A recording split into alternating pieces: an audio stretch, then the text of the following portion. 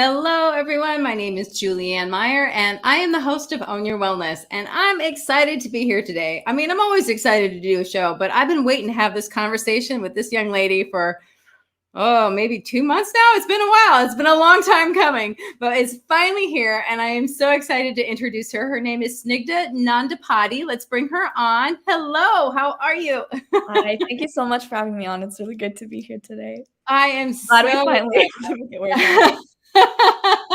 So I would love for you to share a little bit about yourself and your own wellness journey. Yeah, so my name is Snigdha, and I am currently working as a medical assistant in San Francisco, work at the San Francisco Free Clinic. And my journey with wellness, it's kind of interesting. I feel like, wellness is such a, I don't know, there's a lot of facets to wellness, and it's something that I'm still kind of working on. But my journey with wellness, I feel like, has come from two different ends. One being the more academic side. I was pre-med throughout college. I am applying to medical schools currently, and will be attending in the summer. And I guess sort of that sort of Western medicine side of, approaching health and wellness. And then there's the more sort of holistic and spiritual side that I grew up with my family's upbringing, sort of through our diet, through our spirituality, through meditation, through our lifestyle, and sort of that holistic wellness. So I guess my journey with wellness has been really about figuring out those two sides and balancing them. I am so excited to have you here because I'm always talking about how, I never want to put down Western medicine and doctors because I feel like there's a place, but I feel like in Western medicine, they don't make room for anything else. And I feel like it's only one part of wellness as far as, I kind of feel like it's more sick care than health care. And yeah, it's just so, yeah, I mean, I shouldn't be bashing Western medicine considering I am going into a profession that is centered around it. But I do think that there are things to fix. And one of those being that we do need to emphasize this holistic wellness a lot more and focus on preventative health to make sure that patients don't end up having to even come into the system in the first place because they are doing so well before they even get to that stage. Exactly. And I just love that idea too, of listening to the patient. And I've had a few really amazing doctors in my time, but I've also had quite a few that just didn't even listen to me because they were telling me things and I said that I live in my body. I know what's going on in here. Don't tell me I'm crazy. Exactly. Yeah, it's kind of crazy. It's crazy though. Like, I mean, even as a patient, like, it's so hard to find a doctor that like will listen to you and will make you feel heard. And I mean, there are some amazing doctors out there, and I feel like, the training is part of that, but also part of it is just their willingness to listen to you and listen to your story and sort of validate your experiences and your journey, and understanding that not every patient goes through the same exact thing as previous patients. And it's a big part of it. Exactly. No, I love that so much. And fortunately, I've had the opportunity to live in Europe and in other countries. So I've experienced different healthcare systems. And I've definitely had it's just so different in the United States. It's not like the rest of the world, basically. So different. But when you're in it, it's like, okay, you don't know that there's anything else. And so, and then I can imagine, because I know that you wrote a book. And could you talk about that just a little bit? Like what made you, what's it about? All that fun stuff. Yeah, so I spent the past almost like a little over a year writing my first book. It's called A Case of Culture, and it is a medical nonfiction book about how patients from different cultural backgrounds, a lot of immigrant stories, but how patients from different cultures sort of navigate the challenges of being in the Western medical system, and I guess how they deal with those challenges of speaking with doctors who come from a Western medicine focused sort of perspective when these patients come from cultures that focus on other aspects of healing. So how do they sort of bridge that divide, and who helps them in bridging that divide. So the book will be coming out actually in less than a week. It'll be out on Sunday, January 23rd on Amazon, Barnes & Noble, up on my website, all over. So Well, let's pop your website up already so that people yeah. can take a look as well. And like you said, on Amazon as well. We're going to talk about that again in a little bit. But one of the things that really drew me to you in particular is, even though I'm not an immigrant, I have more of a focus on other sorts of aspects of wellness, and I still need to learn how to integrate both. And because it's like, Hard. and I'm sitting here and I'm thinking, like, I'll talk to my doctor and I know way more about nutrition than he does, and he's trying to tell me, and I'm just like, listen.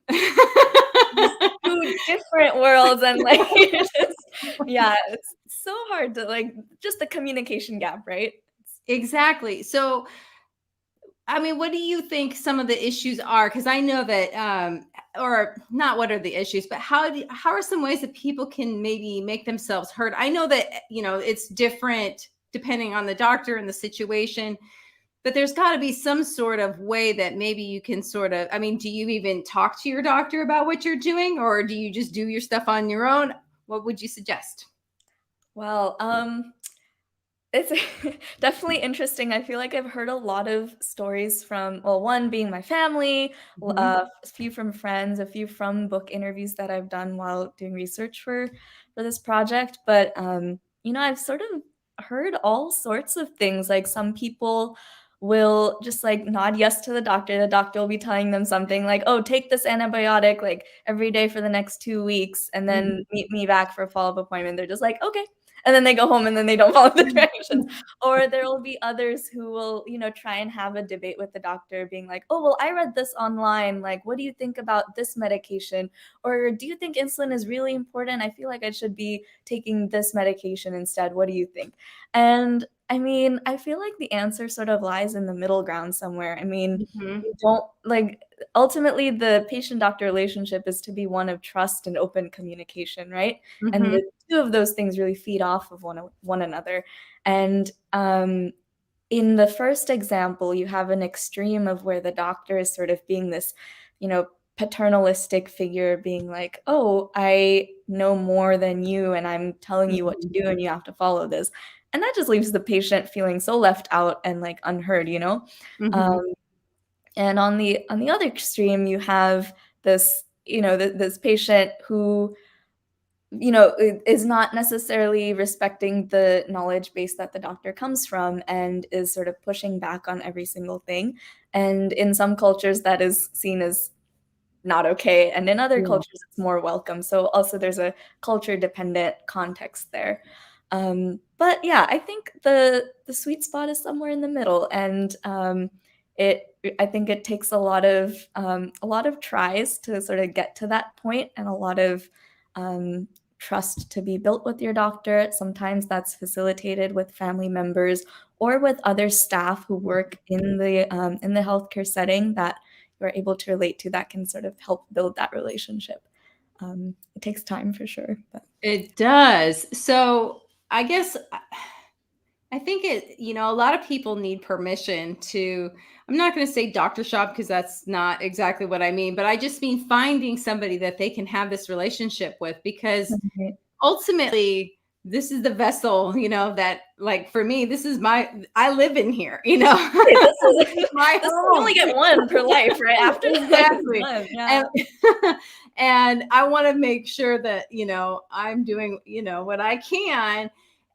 But it's like, I think too, because I've for example, I worked in a place where I worked at a rehab for alcohol and drug addiction, and somebody was diagnosed with breast cancer while she was in treatment, and I would go with her to her appointments. And something I noticed was they were really just sort of pushing it, like it had to be done like right this second, chemo, Okay. radiation, mastectomy, all of this stuff. It was like, So whoa. overwhelming. First of all, like, if I were the patient, I'd just be like, "Okay, I have no idea what's going on. Can someone just please sit me down and, like, talk me through each of these things? What are the side effects? What are, like, the pros Yeah, and cons of this, and just having that time to even just think about it. exactly. And so what about somebody who maybe, well, even somebody who maybe chemo, for example, I'm just going to use that as an example, is Yeah. not really an option for them in their health, and it's not something that they can do. Where could somebody go to find alternative? I hate to use that term, but different, something besides Western medicine to possibly help themselves. Yeah, I mean, I honestly don't know that I'm the best person to answer that question, but I do think that in finding the best solution for you, I do think it's something that you can achieve with your doctor, Hmm. but it requires a two-way approach where, you talk about like what your goals are with your health and with your long-term goals of your healing and what you are expecting out of this chemotherapy or whatever therapy you hope to receive, and Hmm. exploring what options are available. And I feel like in that sort of team setting, the doctor either knows of some options or knows of other people who are able to provide you with those options. And so I think in that sense, it's more important that we start incorporating other, like, I guess, not professions, but other aspects of healing and other professionals in other aspects of healing within the healthcare team. And so I think that involves, expanding our network in order to better include, like, I don't know, spiritual services or Hmm. nutritionists, which we do a lot in our clinic. Um, a lot of other approaches to healing, and making those options available and known to the patient. So, you mentioned a couple of things that are important, like nutrition, for example. Let Yeah. thy food be thy medicine. Um, but what would you say are some of the other, like you said, spiritual aspects to it? What are some things that maybe Western, I mean, you've touched on things, but is there anything that you haven't mentioned that you think that Western medicine should also put into the wheelhouse, or at least allow other experts to come in and be a part of? Yeah, personally, I think spirituality is a very, very important thing that is so often overlooked, even in recent years with this rise of, you know, um, different, like, I guess, this rise of attention towards other modes of healing. I think spirituality is still kind of in the backseat and needs to receive more attention in the role it plays in healthcare. And so I think that involves, getting the family involved, getting more chaplain services, Mhm. not just Christian chaplains, but of all religions and of all spiritualities. Now that the US is a country of growing diversity, both religiously, ethnically, linguistically, in every way and form. And so I think spirituality does play a role in the treatment that people want for themselves, in the way they sort of understand their illness and whether or Mhm. not they want to go about treating it. I say spirituality particularly because it has played such a large role in my own family and Mhm. with my grandmother's health. And that's actually the story that had inspired me to write this book in the first place. But Would you yeah. be willing to share that? Yeah, yeah, absolutely. Yeah, so I guess to start off, so my family is from India. We're from a, a small town in South India. We're from a state called Andhra Pradesh, and my family, we are all Hindu, very quite religious, quite spiritual, and my grandparents especially so. And so my grandmother, um, for the longest time, she's been the greatest devotee of the mother goddess. We call her Ammavaru, and it was her devotion to Ammavaru was like to another level. She would see her in her dreams. She would see her in real life, and Ammavaru would tell her to do certain things. And for a while it was fine, and then like as she got into her teenage years, into like once she got married and once she had kids, my mom and my aunts, um, these sort of, I guess, Western medicine would call them symptoms. These symptoms started to grow a little bit. And so she would start, like washing her hands excessively. She couldn't get out of bed. Amavaru would tell her, don't leave the house. It's unsafe. There's so many germs outside. There's so many people outside. Don't leave the house. Go take a shower. Go take a shower again. Go take a shower a third time. She would take a bath up to 10 times a day. And, just all these different things. And like Amavaru would appear to her in visions and everything. And like all of these things were starting to debilitate her, right? Like she was reaching a point where she just wasn't able to get out of bed. She was cranky all the time. She would lash out at family members. This is all like stuff I learned from my mother, and my mother tells me that, growing up, my grandmother was just in bed all the time, and my grandfather was always out on business trips. So like that just meant that my mom and my aunts had to really fend for themselves growing up. They sort of looked after themselves. And so it's just kind of crazy how much of a role that plays, not just in her individual health, but also the whole family's health and the whole family's well-being. And for the longest time, I mean, my grandma never sought care for it. I mean, it was just kind of like, oh, I mean, me being able to see Amavaru is a blessing, right? Like, why should I fix something that is a blessing?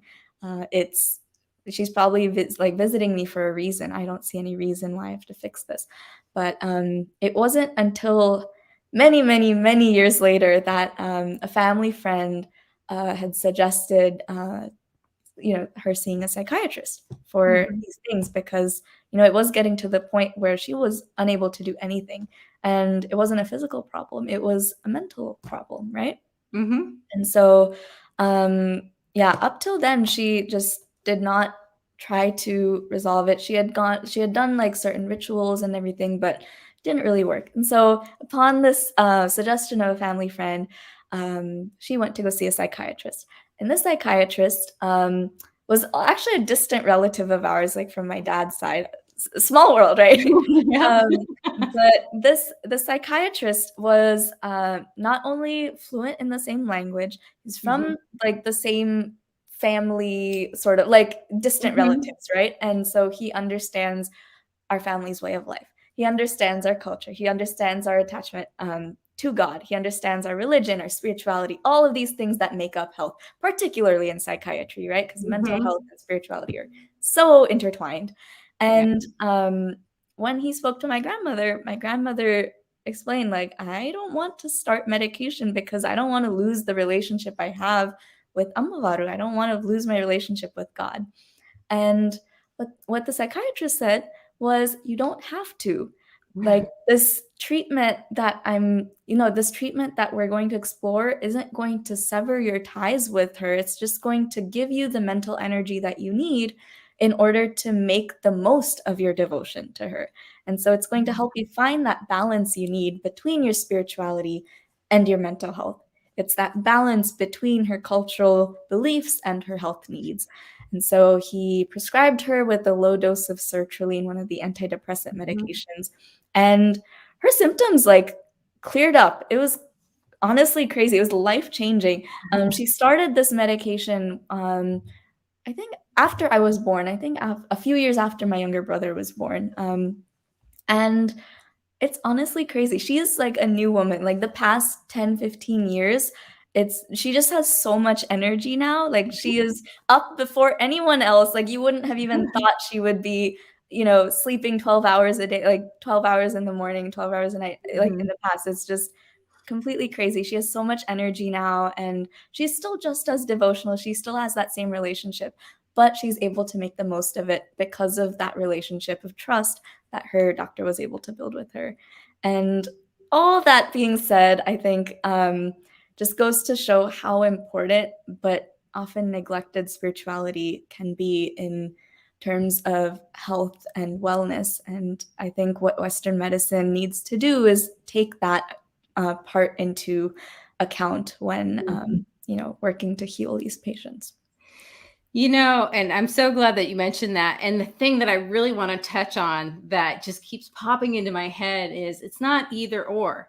It doesn't have to be all one or all the other, or give up, the relationship with God. And because at least, and I'm just saying, like, my beliefs is in the spirituality that I, practice.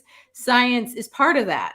Exactly, right. It's not that they're mutually exclusive, like, Yeah. and I don't know, like, why that narrative comes up so often or where it comes from even, because even, like, within some of the greatest scientists ever, like, have explained how they found their inspiration from religion and vice versa. Some of the greatest, spiritual guides and leaders in Hinduism have found base in science, and it's just they're so interconnected. And yeah, it's just kind of crazy to me that this modern narrative splits them apart like that. So Exactly, and I've never really understood it, how it has to be one or the other. I mean, because if everything comes from, especially from the spiritual side of things, if everything comes from source, I'm just going to call it so that everybody feels included. Um, then science is a part of that. right, exactly. If you're exploring where things come from, how things have come about, then spirituality is definitely have to be a part of that conversation, right? So, Yeah, exactly. No, I love that. And then, and then there's things like even the science behind meditation. And a lot of people think, right. there's so many benefits to meditation that people don't really realize they can actually increase your immune system.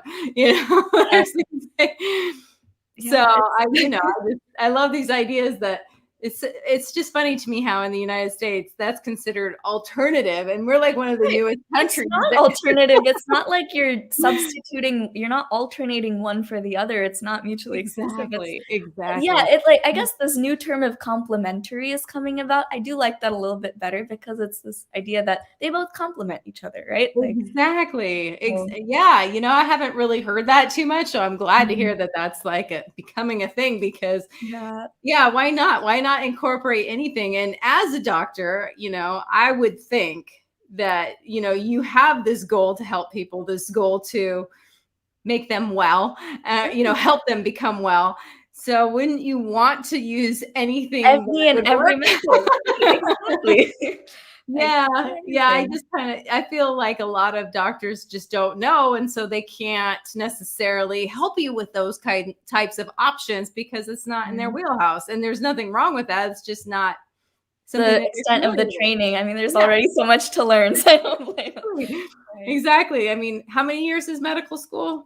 It's 4 years and then another minimum of 3 years of residency, like 3 to 8, depending on the specialty you go into, and fellowship Exactly. and And then yeah. yeah, and then you wanna add in all this other stuff. It's like, okay. Right. And I used to work in a pharmacy, and I'm telling you, I Ooh, would if I had a question about a medication, I would never go to a doctor. I would always go to a pharmacist because the doctor doesn't really know about medications. They do right. know what, pharmacy reps tell them. Right, yeah, yeah, that's true. So That's not the full picture. yeah, exactly. But, and it's not to say that they're doing anything wrong. I'm not saying that. I'm just saying Yeah, that, if you it's want an just expert, then go to the person who studied it. exactly, exactly. Yeah, and I guess that also begs the question, like, should we expand the training of doctors to include this complementary medicine, or should we make it a separate profession? And I don't I know, have it's no just things to idea. think about, but, I do think that, it is I think having a new track within medicine, just like we have other specialties, I think putting a focus on complementary medicine would be ideal because nowadays there are a lot more patients who are looking for those other Mhm. modes of healing to complement their Western medicine that they're receiving. And so I think in order to meet that demand, it is time we, start introducing that as well. Exactly. No, I couldn't agree more because I just remember because my mom had cancer and Mm. unfortunately she passed away, but she was really into discovering other ways to treat herself, and that's always stuck with me. I've always felt like that would have been her best form of treatment, to try these other things. Right. Unfortunately she didn't do a lot of the things, but it really stuck with me as Western medicine isn't the only way. Not Exactly. yeah, Exactly. it's not Yeah. the end all be all. Right, there's so many other things, and I mean, Yeah. other like cultures, other civilizations have been doing it for thousands of years. And I think just this part of the issue with westernization and globalization is that there's this idea that what is Western is superior. And that sort of has been, leaching into the healthcare and wellness scene as well. And I definitely don't think that's the case. I don't think what is Western is necessarily superior. It is a method, but there are also other methods, and you use them together and see what works. And that's why I love having you here, because you work in Western medicine, and right, which is saying these things. But I think that's the way. That's why I love having you, because you obviously appreciate Western medicine. It's not about that. Otherwise, I wouldn't be going to medical school. Exactly. I mean, that's a commitment. Right. That is the ultimate commitment. So, to spend a good portion of your life just studying that alone is amazing. But I also think too, it's kind of like one of my cousins, she's a naturopath. And so, she does a lot of herbs and things like that. And so, and I love telling this story. My uncle, her father, he had stage 4 cancer, and this was probably 15 years ago, and he's still around. And, he would ride his bicycle to and from his chemo and radiation appointments. That is impressive. That's how healthy he was while he was doing it. And totally gives her credit, because she gave him herbs and a good diet and everything else. But he did everything, absolutely all the modalities that were available to him, he incorporated. Wow, that's incredible. And it's this, I guess when we think herbs, like the natural, I guess, reaction or inclination of most people is to be like, herbs, like alternative medicine, like tea, like you're telling me I can drink tea and I can cure cancer, but that's not necessarily what it is, right? I mean, it's kind of just recognizing that even with modern pharmaceuticals, where do those active substances come from? They come from nature. They come from our plants and our trees and what is already existent in nature, except they're just taking those items and purifying it down to the molecular level to concentrate and put it in pills. Exactly. And it's always, you're lacking something. There's something that is out of balance. Otherwise you wouldn't be sick. Exactly. Balance. Yeah. So you got to figure out what's, missing, or what you have too much of, for example, and get that into balance or harmony. I prefer the word harmony, because balance is very precarious. Right. Yes. Harmony. Yes. Bringing things into harmony. I like that. But anyway, it is about that time. So we do have to go to commercial break. So we'll be back. All right. Oh my goodness, this is so much fun. I hope you guys are having as much fun as I am. But as I mentioned, we do have to go to commercial break. But before we do, I'm going to say hello to everybody who's watching us live. And I promise we will be back in just a moment.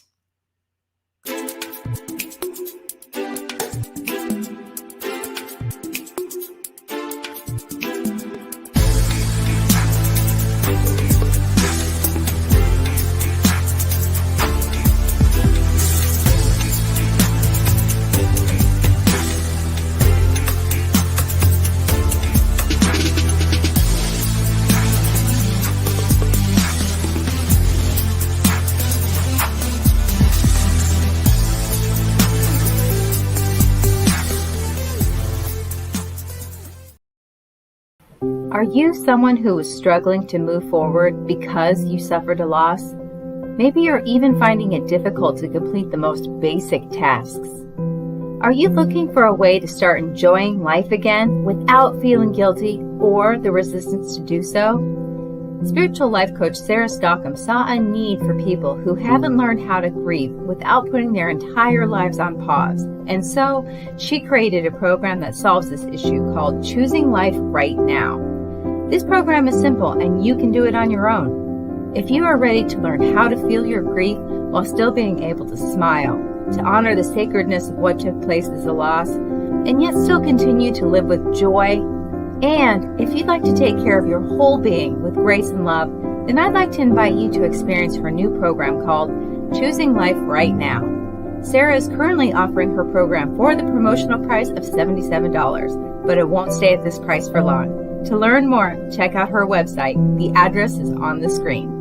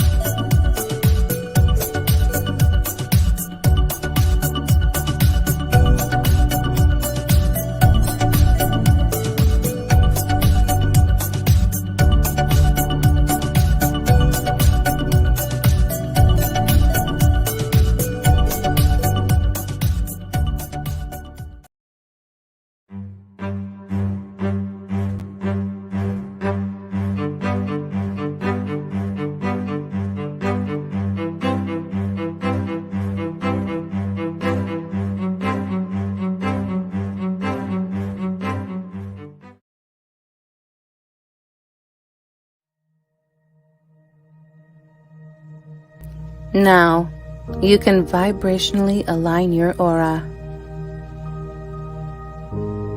You can gain a larger and spiritual perspective on life, relationships, God, people, wellness, and money. You can also have moments of meditation and reflection any time of the day. And reading the thrilling, adventurous, and mystical story of Shiga will just add more faith to your daily experience of the mystery of the universe.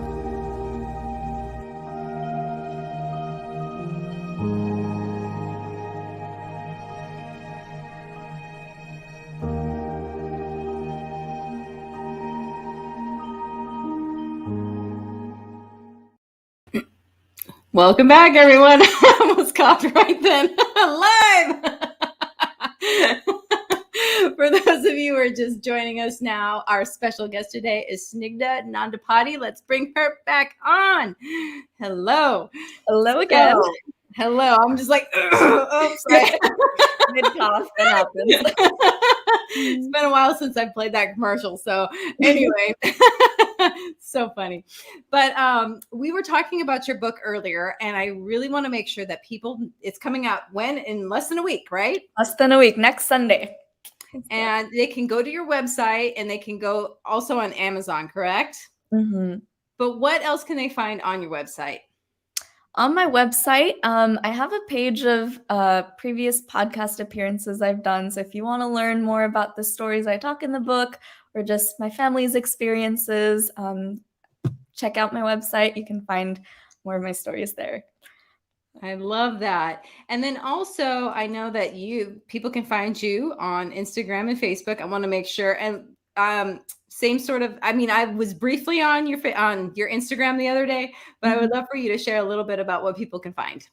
Yeah. Oh my gosh, I am such an Instagram addict. So you can most definitely reach me on there. I focus a lot on my book content, but also like just a few quotes from my books and stories from there. Also just sharing, how life has been writing my first book and sort of, I don't know, the things that go along with that. Some snippets from my family stories, but an assortment of items you can find on there. To get to know you. That would be the best place to get to know you. I love Exactly. How fun. So I'm curious too, as somebody who is going into medical school soon, and you're working full time, and at least I assume you are, because I know you are not a lazy person. How did you decide that, hey, you know what? I think I need to write a book. Like, this needs to be shared. This needs to be told. And, I want people to feel included because, by sharing other people's stories, like how did this all come about? Yeah, that is a great question. Honestly, it was somewhat of an accident. I was, I don't think I was particularly ever like a strong writer. I was never like, I'm gonna be an author when I grow up. Like, not really on my radar. But I was going through a point in time where I was like, it was in the middle of the pandemic, and like I wasn't really able to meet up with anyone. I was in a new city away from family, and like I was just going through a lot of stuff, and I was like, okay, I need to start, like I need to do something like creative and like sort of, just produce something,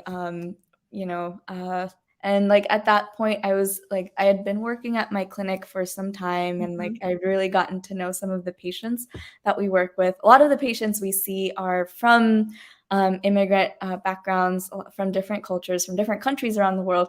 Particularly with the pandemic, a lot of folks ended up coming to the US and then they got stuck here because of travel bans, right? And so we were seeing a lot of those folks.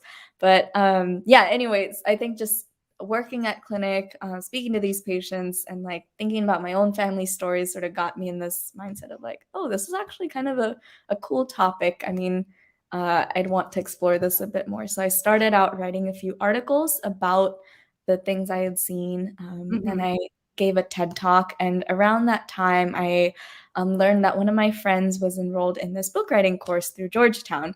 And so she gave me some details about it. I was like, okay, this looks cool. I have nothing better to do, so I will sign up for it and see what happens. And the one trial class period ended up turning into a 1-year-long project that I committed to. And now here I am with a book that I never expected. I love that. Most people during the pandemic started drinking and making bread, and you decided, I'll write a book. Making bread sounds amazing, though. That is next on my bucket list. No, I love the idea of helping people who don't feel heard, because I mean, I know, like, for me, coming from a blonde hair, green-eyed white girl, it's kind of funny sounding, but I've lived in other places and I know what it's like to feel not necessarily, I've never felt like, not welcomed or anything like that, but I know what it feels like to not really feel a part of or not have the same cultural background. And it's just different. There's nothing wrong. It's just different. And it's like, okay, I'm not used to this.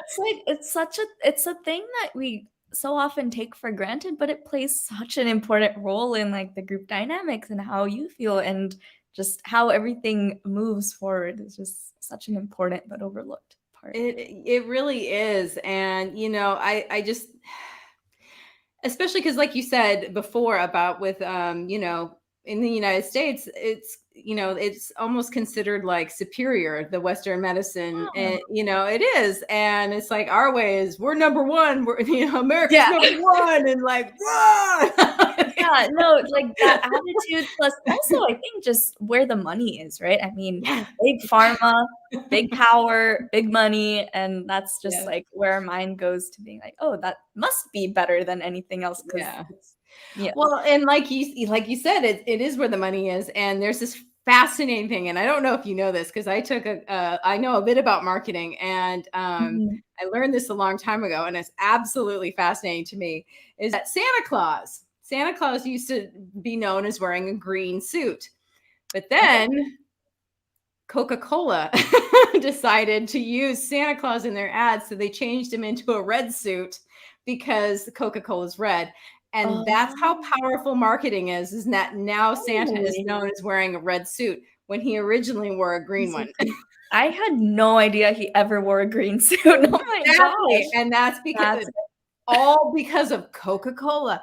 That's the only reason why Santa now wears a red suit. And so it's just like we automatically just assume that that's how it is, but that's not. I mean, that's just marketing. That's crazy. And like, I'm just thinking, like, when do you start learning about Santa? When you're like a baby, right? So like you're literally being conditioned to Coca-Cola from babyhood. Like, and that's ridiculous. I know. I was beyond shocked, and I don't really know why I was so shocked, because I know things about marketing, but it was amazing to me. And you think about how much money is behind, the pharmaceutical industry and, just all sorts of things. They're not there to necessarily make you well. So, they're there to take care of symptoms. And I mean, it is what it is. I'm not saying that, that's a totally different, part of Western medicine than actually being a doctor and, all of that. But you got to like think about things as to where did they come from and why are they there. And that's why I love the idea of you, because you marry both worlds. We need more doctors like you, so you have to become one.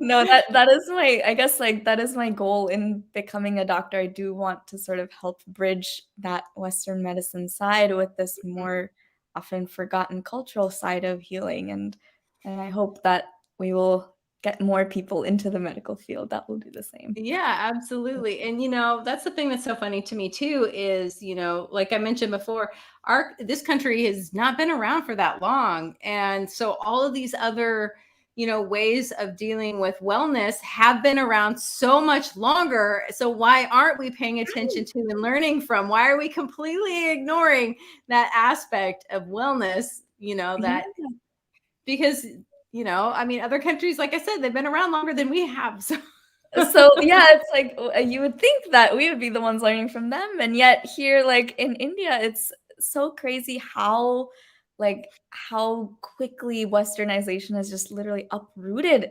everything. Like even just in the past 10 years, how everything has changed. Like even the village that my father is from, like where my family all lives, like everything is changing. Like the language, like, so we speak Telugu, right? And so even the language is being substituted for English. All of the Telugu medium schools, like where they teach and read and write in Telugu, is just being substituted for English. Like it's quite honestly ridiculous. And if that continues, it's just going to die out, and no one will be able to speak Telugu in the next 20-30 years. And it's just really sad. That is so sad. It makes me want to cry. I just feel like I just think there's room for every culture. There's room for every, thought and belief, to exist. It doesn't, like, we've been talking about, it doesn't have to be one or the other. It can be integrated. Complementary, and like they coexist. Yes, and, like one of the coolest stories that like one of the coolest patient encounters I had this past year, like around the time I had started writing this book. So one of the doctors that I work with at clinic, she leads our diabetes clinic. And so one of our patients, she's Russian she's Polish. And I was thinking of a different patient, but this patient is Polish, and her diabetes isn't very well controlled, and like she loves sweets, she loves bread, and like she doesn't like exercising so much, and she's been on like a few different medications, and she's also on insulin, and she just has found it super, super difficult to manage all of those medications, right? So one day, and she doesn't really come to appointments very frequently, but and so the one day when she does actually come to the appointment, I was like asking her like, oh, are you taking your meds? Are you taking your insulin? And she's like, no, I stopped my insulin a few months ago. I was like, oh, why'd you stop your insulin? And she's like, oh yeah, my sister, she has diabetes, and she had been taking cinnamon every day, just a spoonful of cinnamon. So I'm doing the same thing. No insulin, I'm taking cinnamon. And I was like, I don't know what to make of this, so let me go talk to the doctor, see what she says. And the doctor was like, okay, let's check her sugar levels. Let's see where they are. And I don't know if this was a coincidence or it like actually worked out, but her sugars were a lot lower than like the previous appointments she had been coming to. And so I asked the doctor, what do we do? Do we tell her to get back on the insulin or just leave her doing what she's doing? Because like it feels so weird for someone within Western medicine, particularly her doctor, to be like, yes, you should take cinnamon, like to encourage that, right? But our doctor, she was like, if it works, right? Like sometimes placebo is there, and diabetes is such a, like whole body condition that, like even the attitude that you carry towards your medications or towards your food or exercise plays an important role in your prognosis and like the stress you carry and all of those different things. And so she was just like, let's let her continue the cinnamon. Like there's nothing wrong with it. Like we'll just monitor her closely, like have her come to a few more appointments and just keep tabs on her. But otherwise, if she's doing well without the insulin, why continue? Like why have her back on it, right? So I love that story because it also makes me think too, it's kind of like, is it considered, because as the doctor, is it considered like bad form? Yeah, like you said, like, should I keep, tell this person to go back onto the insulin when this is obviously, or seems to be working for her? Right, because there's such a stress on like evidence-based medicine, right? That's like the bread and butter of Western medicine, and like to be sort of going well, I don't know if it's going against it necessarily, because then again, like it does depend on the person, right? And like, and now there's more and more studies. Yeah, but also like, how does it become evidence-based if nobody tries it? So exactly, right. Yeah, like medicine without being peer, like alternative. There's this quote, like alternative medicine that is peer reviewed is just medicine, and it's like, just the peer review part of it, and the more research and like effort we put into peer reviewing that, we can start integrating it. No, I love that. And then I was thinking too about the fact that, especially in the United States, how sue happy everybody is, like everybody's looking for lawsuits. And it's kind of like, as a doctor, you really have to like weigh that for your own safety. And, it's very unfortunate because a lot of people would just automatically say, no, you need to have your insulin without thinking, just thinking about their own. Like, well, what happens if they come back and say, you told me to have cinnamon? Yeah, it's crazy. But then also it goes the other way, right? Like if they take the insulin and they like go into hypoglycemia because of the insulin side effects, then like they're going to sue the doctor either way if they're going to sue, It is true. It is very true. But I like the idea of, like you mentioned, just kind of like, let's monitor, I think that that's such a good way for, you to, like, if you are going to do these different types of modalities or try different things like this cinnamon, because that's just different, just to be monitored, it's not a good idea to just not ever go back to the doctor and know what's going on with you until like you basically right. And seriously wrong. It's so interesting though, because I feel like the default action is to act or to do something, to make a decision. This is one of those instances that shows like you don't always have to make a decision right away. Sometimes it's better to just sit back and watch and just observe and like use a time to act when it is necessary. So.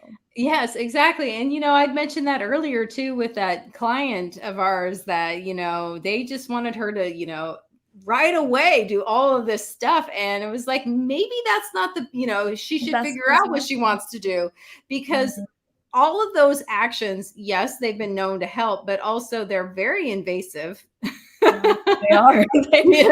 Not an easy decision to make. It seems strange to me. And I talk about cancer a lot because it's been such a big part of my life.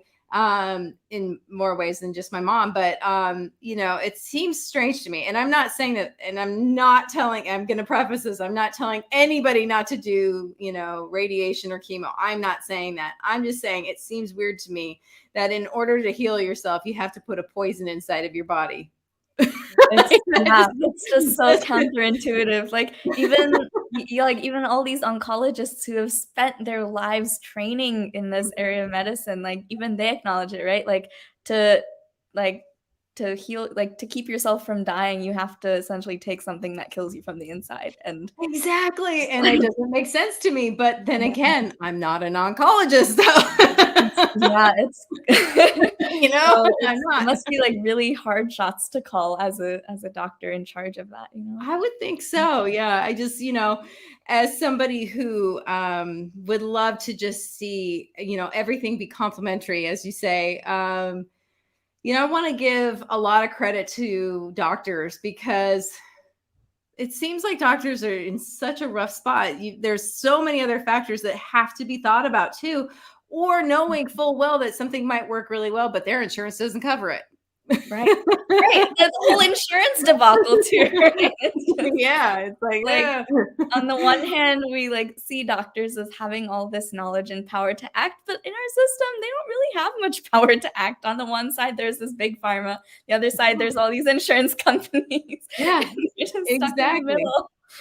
Exactly. It makes me think of U.S. government, 3 branches. Right, right.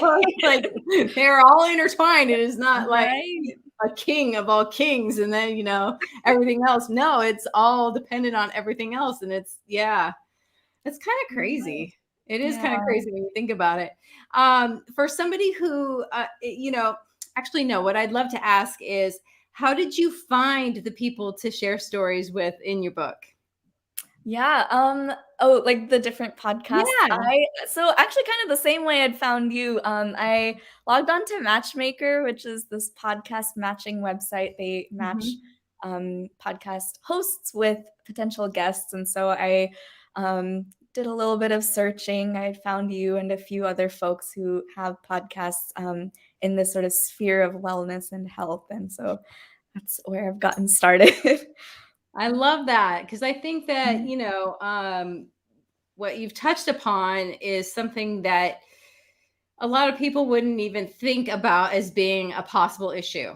It wouldn't even be Right. on the radar, but there's Yeah. so many people that fit into this category that are just being, I don't want to say ignored, but in a position that, feel like, hey, where do I go? It would just be nice to know that they're not alone. Right, exactly. It's kind of crazy how much we overlook it, and, like, even I didn't realize, like, when I first started the book, I was like, "There probably won't be that many stories about this, right?" And I was wrong. There's a lot of stories about this. There's just so Yeah. many people. And, I Mhm. didn't even think about, people being stuck here because of the travel ban. Yeah, it was kinda Yeah. crazy, like, a lot of folks who didn't even speak the language, right? They were just here to visit their kids and, stay Yeah. for a month or 2, and, like, they just brought enough medication to last them for that time, and now Mhm. they're stuck here without insurance, without medication, not knowing the language, not having a doctor, not just Yeah. what do you do in that situation? And so, yeah. Yeah, I can't even imagine. That would have yeah. Yeah. I mean, I heard about somebody in China getting stuck at her blind date's house, but other than that, Oh, that sounds interesting for yeah, I sure. got stuck there in lockdown. Wow. I'm like, okay, Oh, man. get to know that person real well.